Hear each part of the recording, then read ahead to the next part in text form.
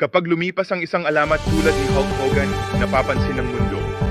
Ngunit narito ang tunay na tanong, kung ang iyong pamana sa pananalapi ay namatay bukas, may nakakaalam ba na mayroon ito?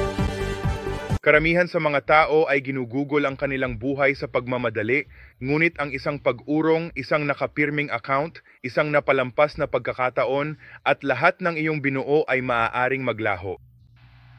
Ginawang imperyo ni Hogan ang kanyang pangalan. Maaari mong gawin ang parehong sa iyong kredito. Kaya naman ginawa ko ang Leverage Your Credit.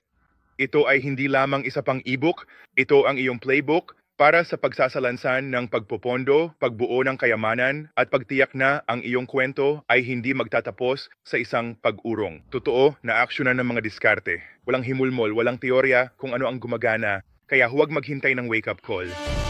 I-secure ang iyong legacy ngayon. Kunin ang iyong kopya ng Leverage Your Credit at simulan ang pagbuo ng isang bagay na hindi maaaring balewalain ng mundo. Ito ang episode 6 ng The Rel Report. Ang susunod na galaw, sa iyo ito.